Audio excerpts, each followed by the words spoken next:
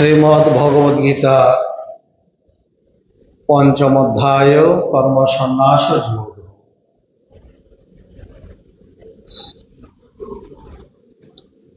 আমাদের সনাতন সাহিত্যে সনাতনীদের জীবন দ্বারা আদর্শ রূপে একটি নির্দিষ্ট উপদেশ আছে। সেই উপদেশটি হল সংসারের যাবতীয় খুঁটিনাটি কর্তব্য পালন করেও সজ্ঞানে দেহত্যাগ করো। সজ্ঞানে মানে আত্মজ্ঞানে।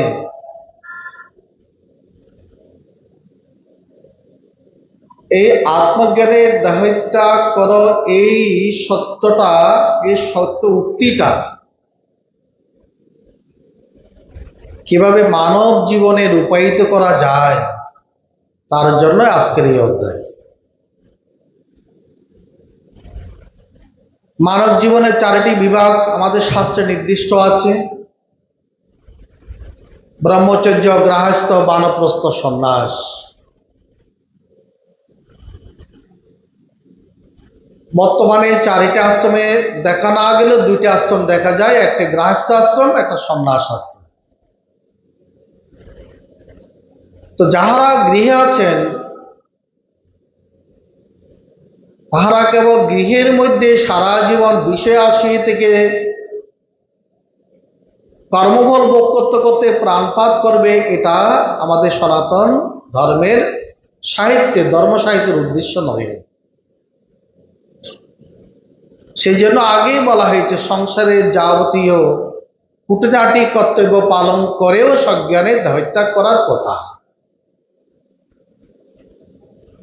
তো যারা গৃহে থাকবেন বা গৃহে আছেন তাদের কর্মধারা কিরূপ হওয়া উচিত, আর যারা সন্ন্যাস আশ্রমে আছেন তাদের কর্মধারা কিরূপ হওয়া উচিত, এবং যারা গৃহে থাকবেন তারা গৃহ থেকে কিভাবে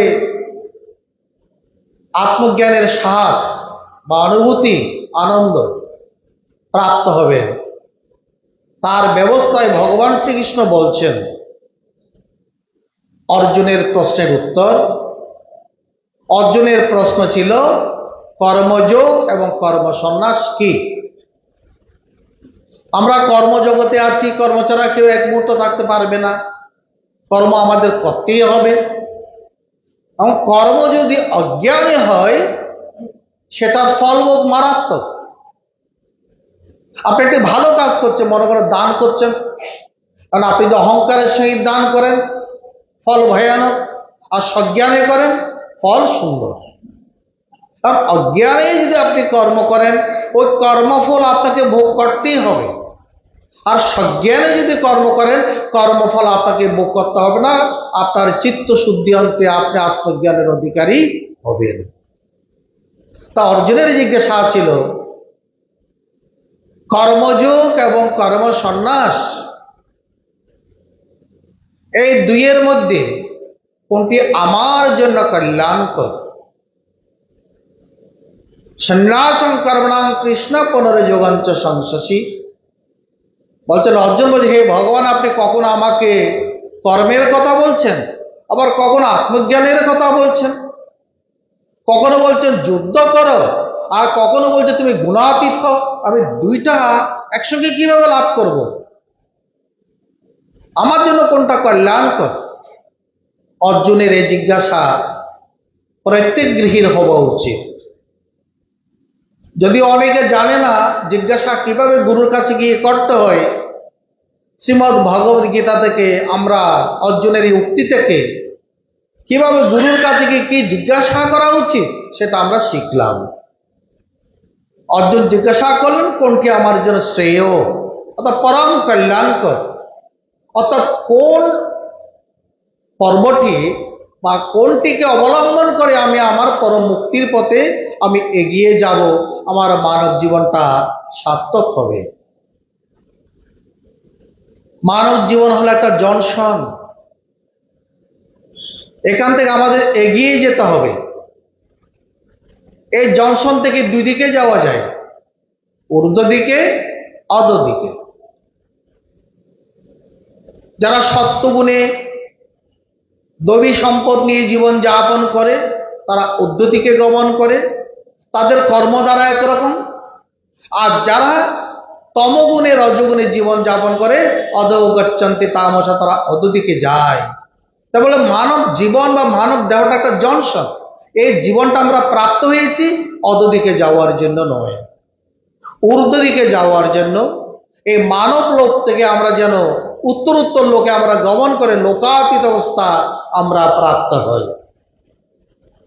তার জন্য প্রয়োজন, ভগবান বলছেন সন্ন্যাস কর্ম যোগস্য নিঃশ্রেয়স করা ভুব তয়স্তু কর্ম সন্ন্যাস কর্ম যোগ বিশিষ্যতে। অর্জুন, তোমার জিজ্ঞাসা বড় সুন্দর, উত্তম। তুমি কর্মযোগ কর্ম সন্ন্যাস সম্পর্কে জানতে চেয়েছ। কর্মযোগ হলো কর্ম করা, কর্ম করার পদ্ধতি জেনে কর্ম করা। আর কর্ম সন্ন্যাস হলো কর্ম ত্যাগ করা। কারা কর্মযোগ অবলম্বন করবে, কারা কর্ম ত্যাগ করবে, এই বিষয়ে মানুষের মনে চিরকাল দ্বন্দ্ব রয়েছে, চিরকাল তাদের মনে সংশয় রয়েছে, প্রশ্ন রয়েছে। তা এইগুলো নিরসন করা উচিত। এখন আমরা সকলে কর্ম করি, প্রত্যেকটা কর্মই কি কর্মযোগ? কর্মযোগের নির্দিষ্ট লক্ষণ আছে। কর্ম যখন ধর্মের সঙ্গে সম্পৃক্ত হয়ে সম্পন্ন হয় তখন সেটা হয় কর্মযোগ। ধর্ম মানে ধর্ম মূলই ঈশ্বর বা ভগবান, অর্থাৎ যে কর্ম ঈশ্বরের সঙ্গে যুক্তই আমার কর্ম হয়। যে কথাটা বারবার অর্জুনকে ভগবান বলছেন তসমাৎ সর্বেষু কালেষু মামনুস্মরেয়ুদ্ধ। কর্ম করতে বলছেন, যুদ্ধটা বলছেন আমাকে স্মরণ করে তুমি যুদ্ধ করো। এই যে ভগবানকে নিয়ে কর্ম করা, এরই নাম কর্মযোগ। আমরা অনেকে মনে করি কর্ম আগে ধর্ম পরে। অনেকে বলে না কর্মই ধর্ম। এখন কোন কর্মই ধর্ম, কোন কর্ম আগে, এই বিষয়ে সংশয় নিরসন আমাদের অনেকের জানা নেই। কাকে আগে সম্পন্ন করব? বলে না কর্ম আগে না ধর্ম আগে। অনেকে বলে না কর্ম আগে ধর্ম পরে। আবার বলছে না আমার যে কর্ম করছে ওটাই ধর্ম, আলাদা ধর্ম পালন করার কোনো প্রয়োজনীয়তা নেই। এই নিয়ে কর্ম আর ধর্মের মধ্যে বিবাদ জুটে গেছে। কর্ম আর ধর্ম দুই পক্ষ। মনে করো কবির গান, দুই পক্ষ, এক পক্ষ কর্ম নিয়েছে, এক পক্ষ ধর্ম নিয়েছে, দুই পক্ষের বিবাদ হয়েছে। মীমাংসা করবে কে? কর্ম বলে আমি ভরা, আমি কর্ম না করলে জগৎ মানুষ অলস হয়ে যেত, ঘুমাতো, জীবিকা নির্বাহ হতো না, খাওয়া দাওয়া হতো না, সম্ভব নয়। ধর্ম বলে আমি বড়, আমি যদি ঘুমিয়ে পড়ি জগতের সকল আসুরিক বৃত্তি সম্পন্ন হবে। ধর্মজ্ঞান হলো দৈবিক জ্ঞান, আর ধর্ম না থাকলে সে আসুরিক জ্ঞানের প্রবৃত্তি। সমাজের মধ্যে অত্যাচার বেড়ে যাবে, জুলুম বেড়ে যাবে, যন্ত্রণা বেড়ে যাবে, কষ্ট বেড়ে যাবে। এবং ধর্ম এবং কর্মের বিবাদ গোছানোর জন্য তারা চিন্তা করলেন এই বিবাদ কে গুছাবে। তখন তারা ইন্দ্রদেবের কাছে গেলেন, স্বর্গে গেলেন ইন্দ্রদেবের কাছে। আপনি একমাত্র নিরসন করতে পারুন যে কর্ম ভর না ধর্ম ভর। তখন ইন্দ্র বলছেন না, এটা আমার পক্ষে মীমাংসা করা সম্ভব নয়। সেই মুহূর্তে উপস্থিত হলেন দেবগুরু বৃহস্পতি। সেখানে দেবগুরু বৃহস্পতি বললেন, ইন্দ্র বলছেন এই গুরুদেব আপনি বলুন কর্ম বড় না ধর্ম বড়।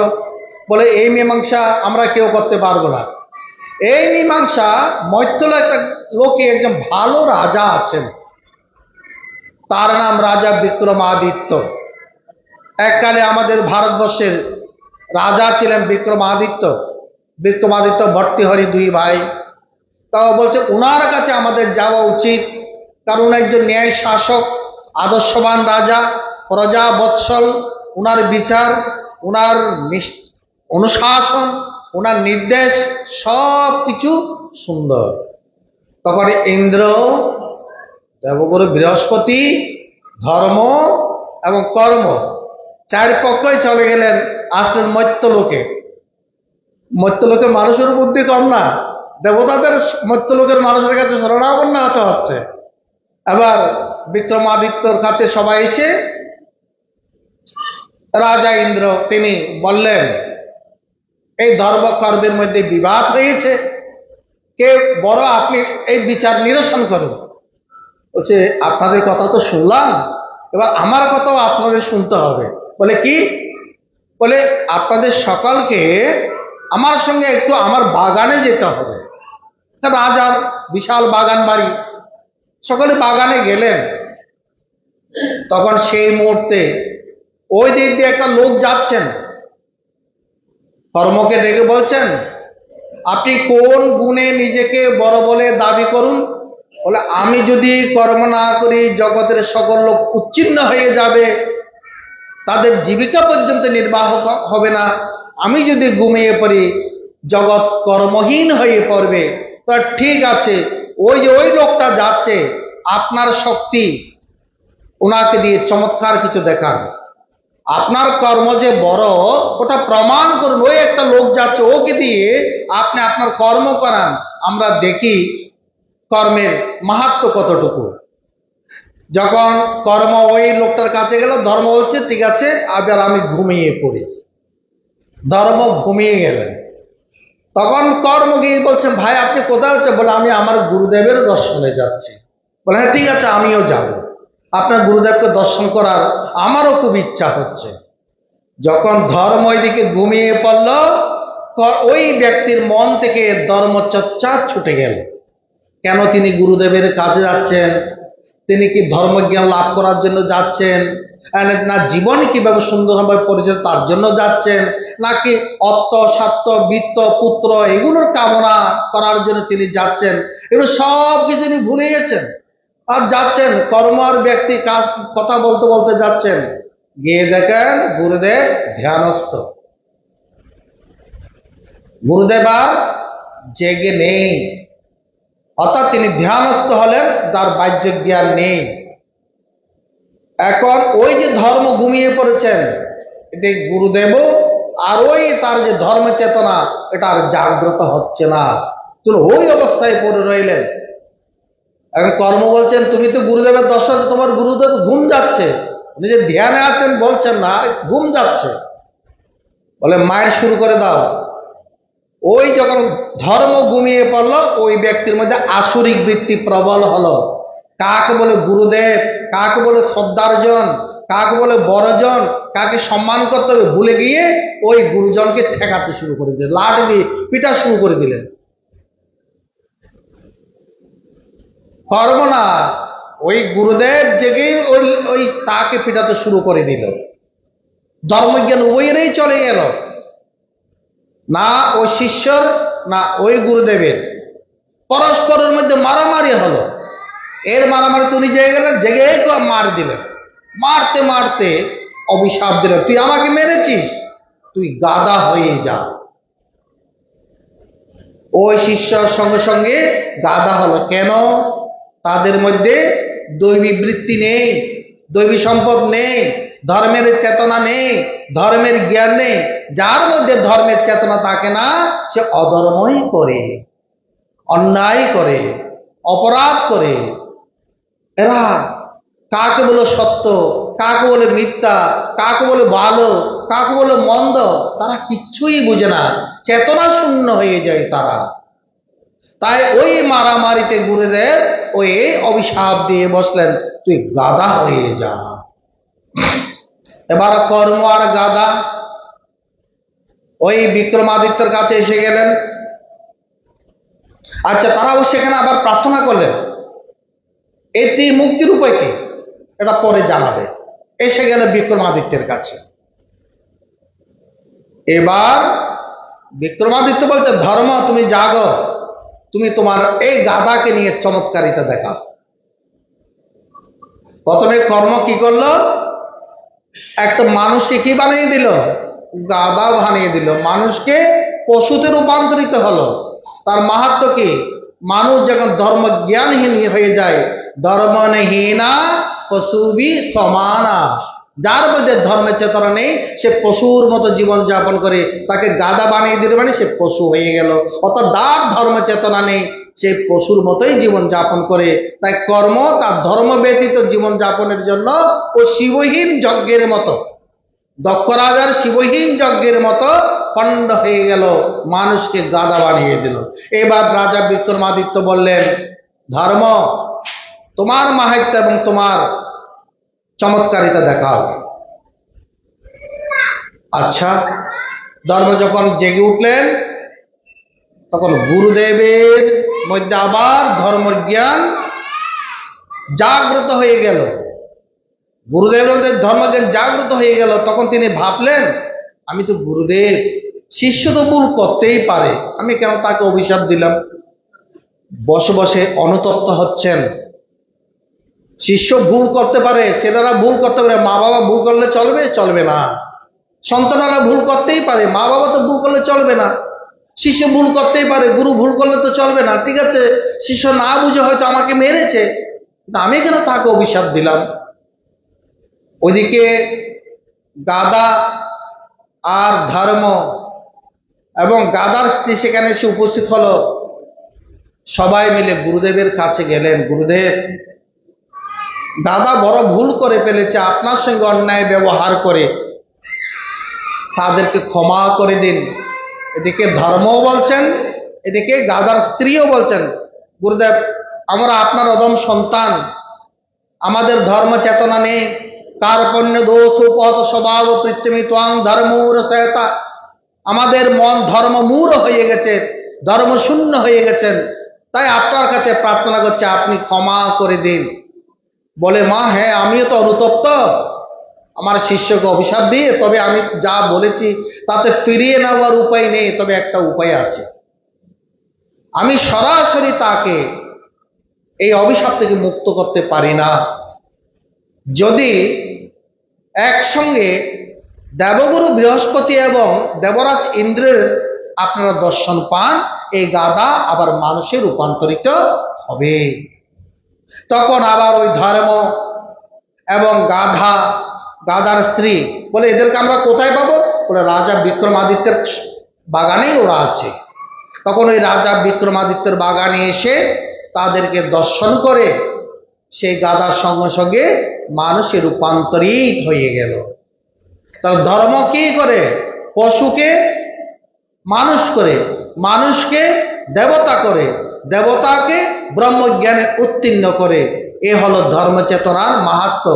তাই ভগবান বলছেন, তোমরা যে কর্ম করছো, তোমরা পশুর মতো কর্ম না করে ঈশ্বরকে নিয়ে তোমাদের জীবন যাপন করো, তবে তোমাদের সংসার হবে বিদ্যার সংসার, তোমাদের সংসার হবে সুখের সংসার, তোমাদের সংসার হবে জ্ঞানের সংসার।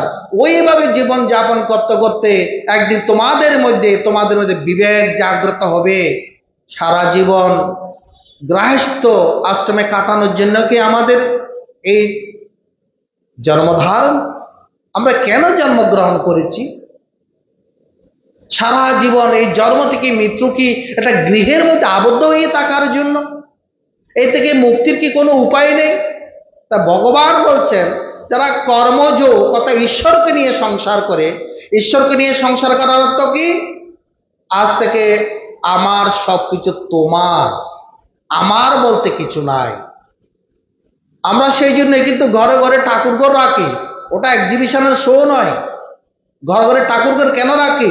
এই বাড়ির মালিক ওই ঠাকুর, আমরা তার আশ্রিত সন্তান। আমার সব কিছু ইনি, আমার শরীরের শক্তি ইনি, আমার কর্ম করার শক্তি ইনি, আমার কর্মফল তাও তিনি। আমরা প্রতিদিন বলে, দ্রবিণং তমেব তবেব মাতা চ পিতা তমেব তমেব বন্ধুচ্চ সখা তমেব তমেব বিদ্যা দ্রবিণং তমেব তমেব সর্বং মম দেব দেব। মুখে বলছি প্রার্থনায়, আর কাজের বেলায় আমি অমুক, আমি তমুক, আমি এত টাকার মালিক, আমি ভক্ত, আমি জ্ঞানী, আমি ধনী, আমি মানি, আমাকে এমন করতে হবে, অমন করতে হবে, সবকিছু আমি। তখন ঠাকুর ঘরের ঠাকুর ওখানেই আবদ্ধ হয়ে রয়েছেন, আমি হয়ে গেছি ওষুধ। ঠাকুর ঘর এই জন্যই রাখা হয়, তাকে নিয়ে সংসার করার জন্য সবকিছুর ভার তায়াকে দিয়ে তার বৃত্ত হয়ে জীবন যাপনের জন্য রাজবাড়িতে যেরকম বৃত্ত জীবন যাপন করে ভগবানের বৃত্ত হয়ে যদি আমরা কর্ম করি কর্মফল থেকে আমরা মুক্তি পাবো। সেটা বলছেন কর্মযোগ মানে এই সময়ের সমস্ত কর্ম তার মনে করে করো। নমাং কর্মাণি লিপ্পন্তি, ভগবান যখন কোনো কর্মে লিপ্ত হয় না তুমিও কোনো কর্মের সঙ্গে লিপ্ত হবে না। ঠাকুর রামকৃষ্ণ বলতেন কাঁঠাল ভাঙার আগে হাতে আটা না লাগার জন্য তেল মেখে নাও। তো সংসার করার আগে ওই কর্মফলটা ঈশ্বরকে দিয়ে কর্ম তুমি করো। ওই কর্মফলটা হচ্ছে আটা। ওই আটাটা যদি হাতে লাগে আপনাকে সুখ দুঃখ ভোগ করতে হবে। বিষয়েতে সুখ যাহা দুঃখের কারণ তাহা হয়ে যায় তাকে নাসে সব, তাই জানি জ্ঞানীজন তাতে নাই রত হন ক্ষণস্থায়ী বিষয় বৈভব। আমি যে বিষয় ভোগ করার প্রবৃত্তি নিয়ে থাকি আঠা আমার মধ্যে লেগে গেল, আর এর ফল আমাকে পরিণাম সুখ দুঃখ আমাকে ভোগ করতেই হবে। কাঁঠাল ভাঙার পরে যেমন তেল মাখতে হয়, কর্ম করার পূর্বে কর্মের ফলটা কর্মের কর্তৃত্বটা কর্মটা ভগবানকে দিয়ে দাও। বৃত্ত হয়ে তুমি কর্ম করে তুমি নির্লিপ্ত হয়ে থাকো। ব্রহ্মণ্যে আদে কর্মণি সঙ্গম ত্বক্তা করো অতিজ লিপ্যতে না সপাপে না পদ্মপত্র বিবম্বসা। পদ্মপত্র এই যে পদ্ম ফুলের পাতা জলে থাকলেও পাতার মধ্যে লিপ্ত হয় না, জলের সঙ্গে তার লিপ্ততা নেই। সংসারে নির্লিপ্ত ভাবে থাকতে হলে আমার কর্মের কর্তৃত্ব কর্ম সবকিছু ভগবানকে দিয়ে তুমি কর্ম করো। এটাই হলো দেবী ভাব। ওই ভাবেই হবে মানুষের মুক্তি। এই জন্য ভগবান বলছেন সন্ন্যাস কর্ম যোগেশ নিঃশ্রেষ করা ভুব তয়স্তু কর্ম সন্ন্যাস কর্ম যোগ বিশিষ্যতে। অর্থাৎ অর্জুন আমি জানি কর্মযোগ কর্মসন্ন্যাস দুটি মুক্তির জন্য শুভ ফলপ্রদ, তথাপি আমি বলছি তুমি কর্মযোগ অবলম্বন করো। বলে কেন? অবিদ্যানের জন্য কর্মযোগ, গৃহীতের জন্য কর্মযোগ। অবিদ্যানকে লেখাপড়া জানে তাদেরকে বিদ্যান বলা হচ্ছে না। যে মধ্যে অহংকার আছে, যের মধ্যে অভিমান আছে, যার মধ্যে আসক্তি আছে, যার মধ্যে অলসতা আছে, আত্মাভিমান আছে, এই সবগুলো অবিদ্যান।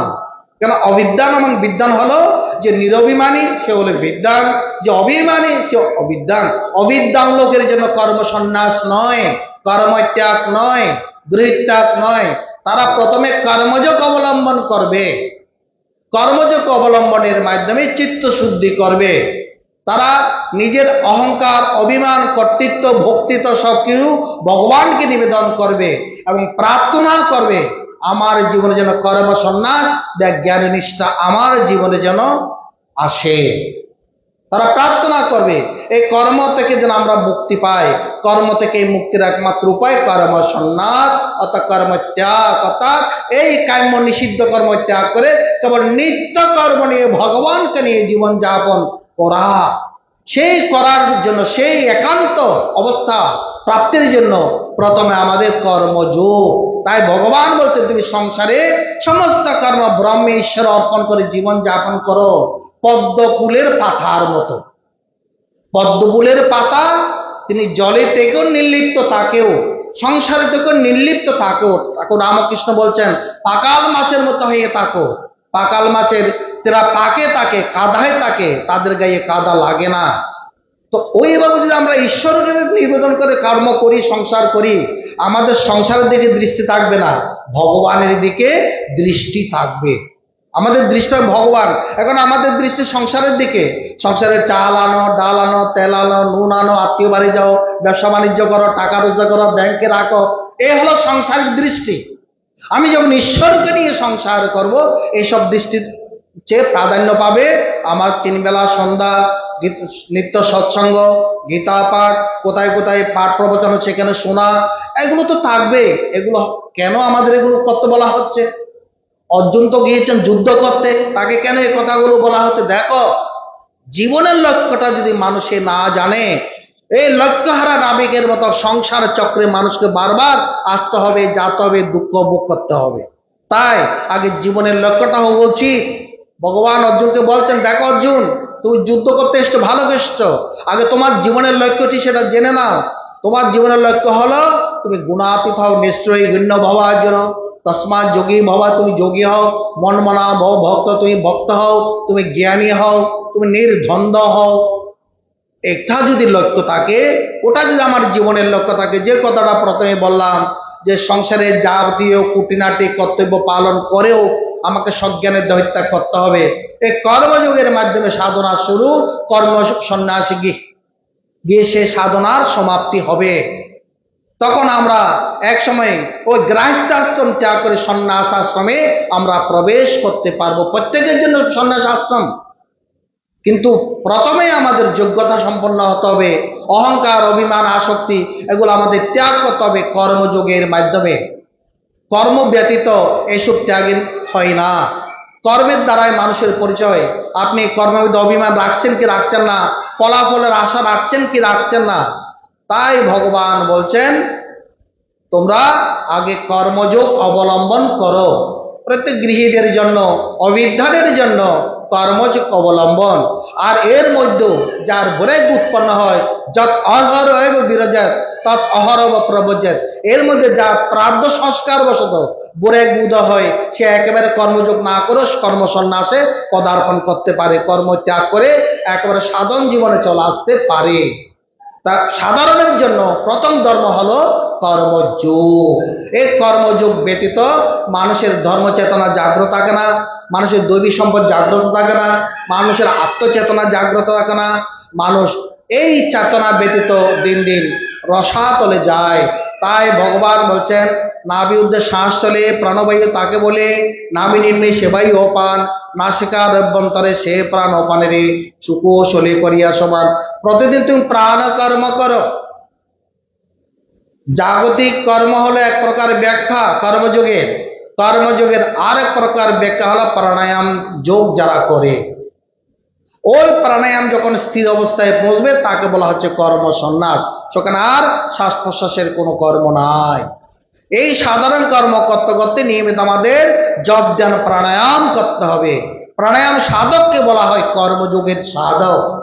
সেই প্রাণায়াম করতে করতে যখন প্রাণ, ওই যে ভগবান বললেন নাভি উদ্দে শ্বাস চলে, প্রাণবায়ু তাকে বলে, নাভি নিম্নে সেবায়ু অপান, নাসিকার অভ্যন্তরে সে প্রাণ অপানরে সুকৌশলে করিয়া সমান। অর্থাৎ প্রাণ অপান স্থির মানে কুম্ভকে তাকা, প্রাণকে আটকে রাখা, শ্বাস স্থির। যার শ্বাস স্থির তার মন স্থির, মন স্থির তো বুদ্ধি স্থির, বুদ্ধি স্থির তো তার আত্মজ্ঞান স্থির। সেই জন্য আত্মজ্ঞানের মানব জীবনের লক্ষ্য। ওই লক্ষ্য জাগার জন্য প্রতিদিন প্রাণায়াম সাধন করতে হয়, প্রাণপানের বিরাম ঘটাতে হয়। প্রাণপানের বিরাম না ঘটানো পর্যন্ত মানব জীবনের আসা যাওয়ারও বিরাম হবে না। ওই কর্মযোগ হলো প্রাণায়াম সাধন, আর কর্ম সন্ন্যাস হলো প্রাণায়াম স্থিতি, অর্থাৎ কুম্ভকে স্থিতি, যেখানে আর কোনো কর্ম নেই। যেখানে কর্ম নেই, কোনো কর্মফল নেই, কর্মভোগ নেই, সেখানে কেবল মুক্তি, মুক্তি, শান্তি। তাই ভগবান বলছেন তোমার এই অবস্থার মালিক কিন্তু আমি। ভোক্তারং যজ্ঞ তপসাং সর্বলোকমহেশ্বরং সুহৃদং সর্বভূতানাং জ্ঞাত্বামাং শান্তি মৃচ্ছতি। একবারে শান্তির বার্তা দিয়ে দিয়েছেন শেষ শ্লোকে অধ্যায়ে। বলছেন ভোগ আমাকে কি রূপে তোমরা জানবে? তোমরা যে ভগবানের উপাসনা করো, সে ভগবান তোমার কি করে জানো? ভোক্তারং যজ্ঞ তপসাং। তুমি যে যা যজ্ঞ করো, যা তপস্যা করো, যা শুভ কর্ম করো, যা দান করো, যা পূজা করো, সে ফল তো আমাকে দিয়ে দিয়েছ, তা আমি তার ভোক্তা, আমি গ্রহণ করি। আর যদি আমাকে দান না করো, ভোক্তা তুমি। আর তুমি যখন ভোক্তা হবে তার সুখ দুঃখ তোমাকে ভোগ করতে হবে। আমাকে যদি ভোক্তা মনে করতে পারো, সুহৃদং সর্বভূতানাং, আমি তোমার অন্তর থেকে সৎকর্ম করার প্রেরণা দিই, তাই আমি সুহৃদ। বাইরের যারা বন্ধু বান্ধব তারা সুহৃদ নয়, তারা সৎকর্মের প্রেরণা দেয় না। আমি অন্তর থেকে তোমার অন্তর চেতনাকে জাগ্রত করি, তোমাকে বলে তুমি সৎকর্ম করো, তুমি দৈবী সম্পদ অর্জন করো, তুমি নিষ্কাম কর্মযোগ অবলম্বন করো, তুমি সৎসঙ্গ করো, দান করো, যজ্ঞ করো, তপস্যা করো। এই চেতনা তোমাকে আমি জাগ্রত করে দিই, তা আমি সুহৃদ। আমি শুধু তোমার নয়, সকলের সুহৃদ। এটা যদি তুমি মনে করতে পারো, তাহলে তুমি জীবনে শান্তি লাভ করতে পারবে। মূল কথা হলো তোমার কর্মযোগের লক্ষ্য ভগবান, এবং এই লক্ষ্য রেখে যদি তুমি সাধনা করো আর তোমার সমস্ত কর্মের ফল অর্পণ করলে তিনি সেটা প্রাপ্ত হন, এটা তুমি অনুভব করতে পারো, বিশ্বাস স্থাপন করতে পারো। এবং তিনি একমাত্র আমার শরীর, তিনি একমাত্র আমার বান্ধব, তিনি একমাত্র পিতা, তিনি একমাত্র মাতা, পিতামস্য জগত মাতা দাতা পিতামহ, তাহলে তুমি জীবনে শান্তি লাভ করতে পারবে। ওম তৎসৎ, জয় গুরু।